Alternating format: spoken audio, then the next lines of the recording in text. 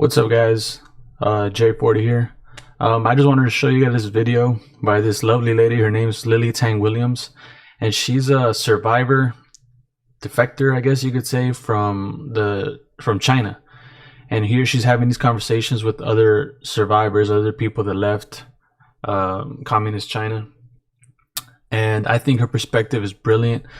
I think her perspective is very necessary because there's a lot of people in America that want to push the I guess politics to a more authoritarian place, and she's over here telling people in America, like, trust me, I've been there. I survived this, and this is not where you want to go.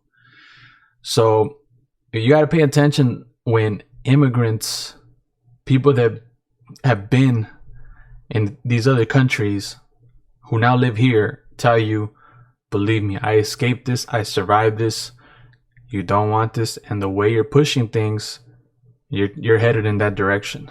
So you be the judge. Tell me what you guys think.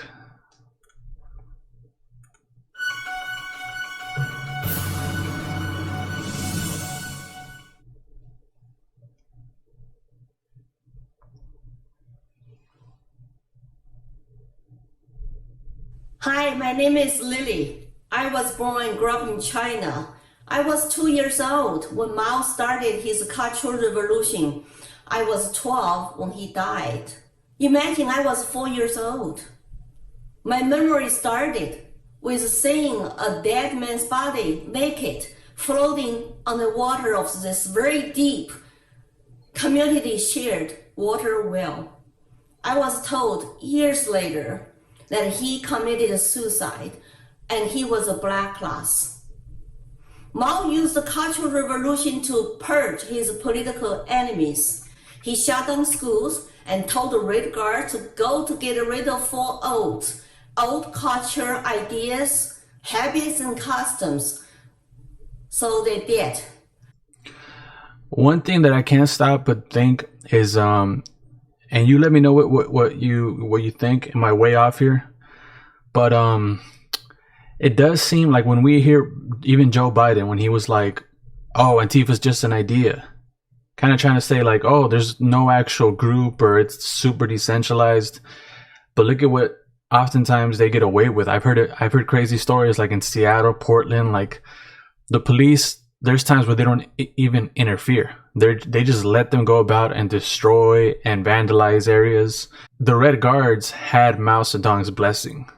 He let them go out and purge the four olds, quote unquote. So there was people that were in the what's it called, the bourgeoisie, like the owner class, the landlord class.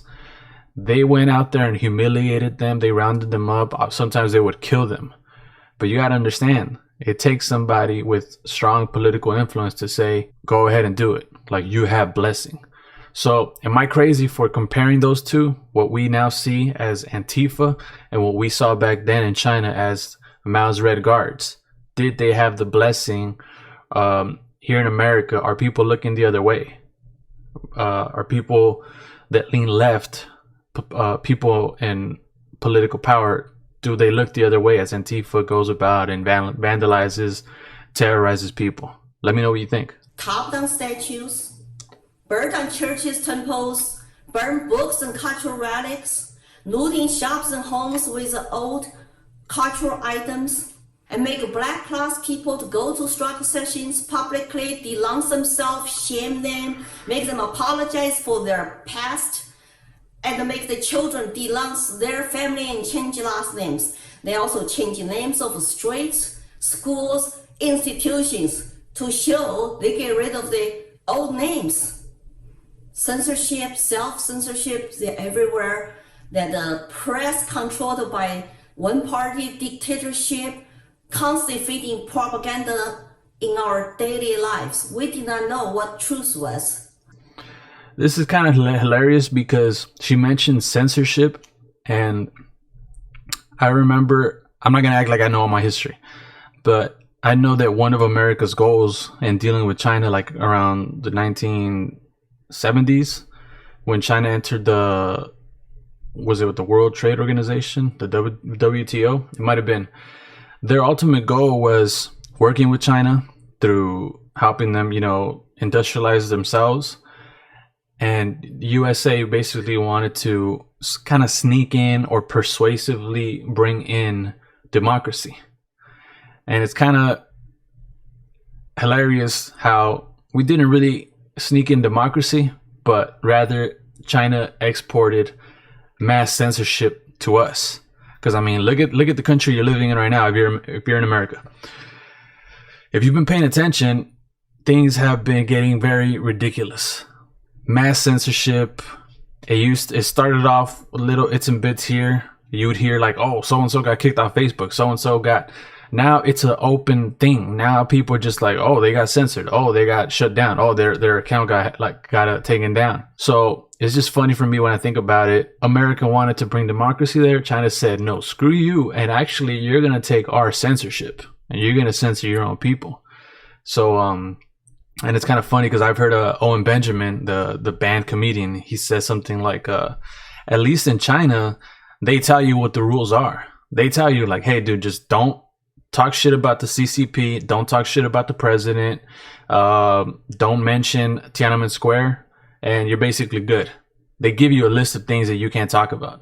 And then he says, here in America, like, you don't even know what the hell will get you banned. You don't even know what you might say on social media that someone might deem as, what's it called? Like violence, or someone might deem it as hate speech. So it's very blurry. So, I mean, I just wanted to bring up that point he brought up.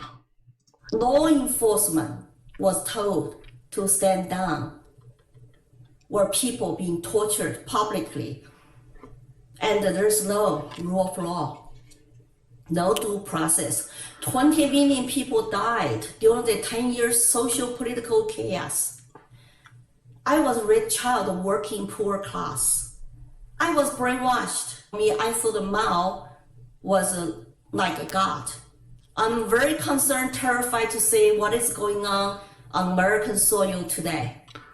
That's what I mean. An immigrant, somebody that lived through that shit, is concerned and terrified with what they see here. Imagine running away from a shitstorm. You go to this new place and you're like, wow, I'm safe. And then you see very different people than what you ran away from, and they're creating the same shitstorm. And you're trying to warn them like, dude, don't do this. I know how this ends. Divide and conquer citizens is a typical Marxist communist tactic. I hope people realize that. I would hate to go through another cultural revolution.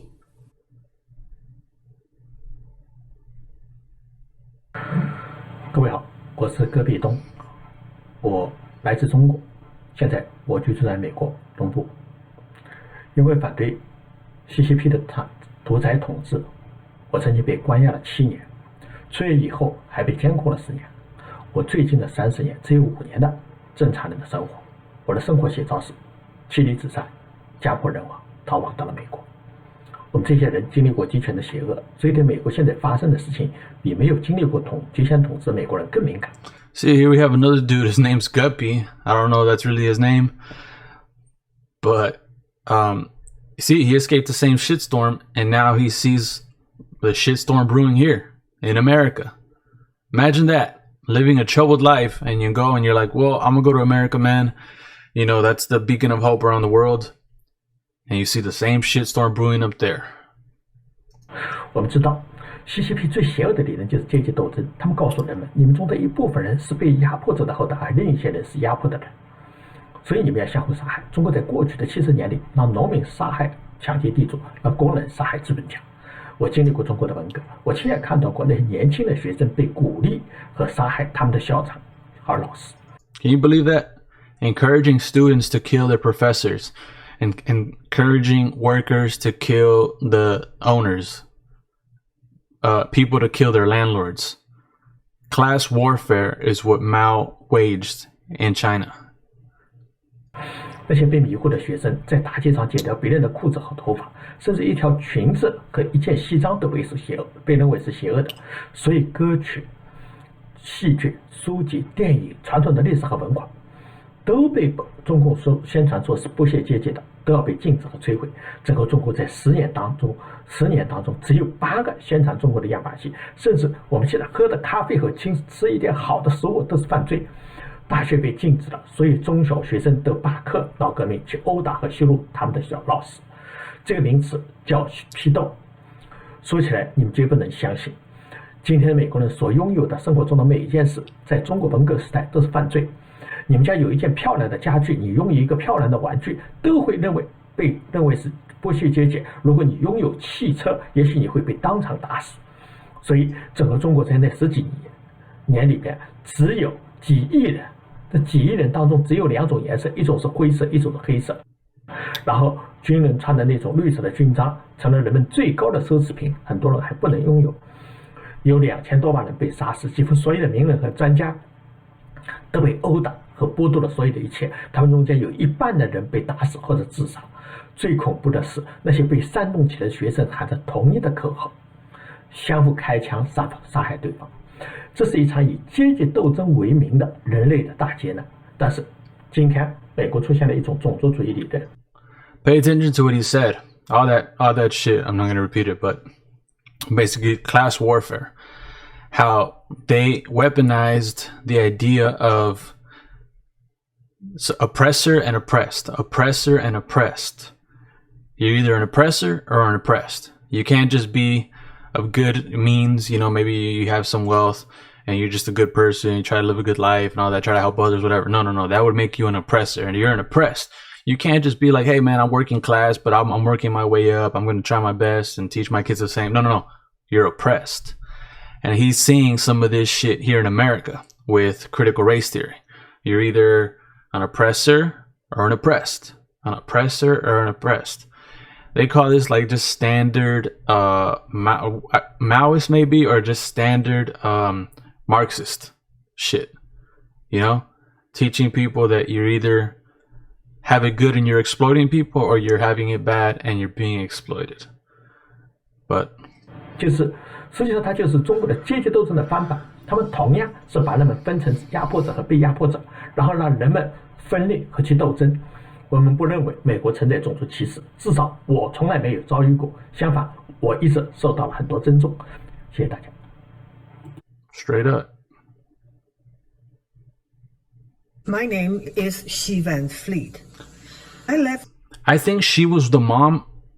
I think she was the mother that stood up in a parent teacher conference. I don't know if you could call it that, but basically she was being very vocal and she was saying like, we need to back off this shit because I've her too. She was like, I've seen this shit before too, and I don't want my kid to be studying this critical race theory shit because this is just the same Marxist propaganda that I saw in China when I was a young child, and now it's just being repackaged as critical race theory here in America. China to come to America 35 years ago. The Chinese Cultural Revolution started in 1966. It lasted for 10 years until Mao's death in 1976. I was a first grader when the Cultural Revolution started. I spent my entire school years in the Cultural Revolution.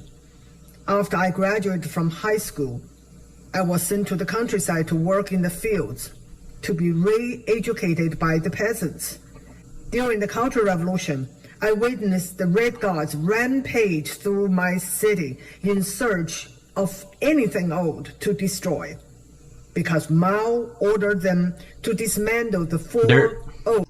There it is. That's the video I saw where, well, it could be just the fucking audio format of this, but that's the video I saw where she was telling the school board, there you go, it was a school board meeting, that, basically like this is the same nightmarish things that I've seen. This is how it starts. You guys aren't doing the nightmarish things yet. You guys are doing the very like the small things, but what it leads to is the stuff of nightmares.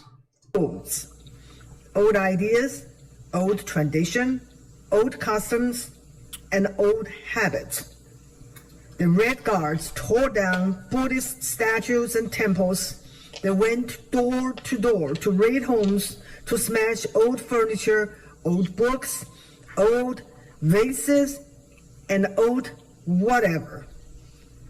Many were beaten, some to death. The Red Guards also changed the street names, school names, and store names, even personal names, to be politically correct. These Red Guards were thoroughly indoctrinated youth from colleges and public schools. They became the destructive force of the Chinese civilization. Now, America has its own Red Guards. They too are the indoctrinated youth trained by the indoctrination mills of our public schools and universities. We see the American Red Guards on campus silencing any conservative voices. We saw them on the streets during the summer of unrest of 2020, burning and terrorizing our cities. They have also become a destructive force of the Western civilization and the American civilization. If we want to save this republic for our future generation, we must act now. Mani Zhang, former Chinese journalist. Hi, my name is Amani. I was born and raised in China. I was born a year after Mao died. Therefore, I never suffered physical hunger like my friends did. But I suffered a different kind of misery and pain, the starvation of the mind. I worked for a top multilingual radio station in China for 8 years. In the 2000s, what I experienced there taught me that the Cultural Revolution in the Chinese media or propaganda sector never truly ended. Only one voice was allowed, the parties. Only one opinion was the correct opinion, the parties. Our job was not to report facts, but to keep a positive image of China under the Communist Party's glorious leadership and demonize the Western and democratic countries as evil, where their people were suffering and oppressed. We were constantly trained on how to direct the public opinion in the correct direction, silencing and vilifying all those who disagree with the party's narrative. It's kind of like if one party had control over the news network, like propaganda machine, public opinion cartel.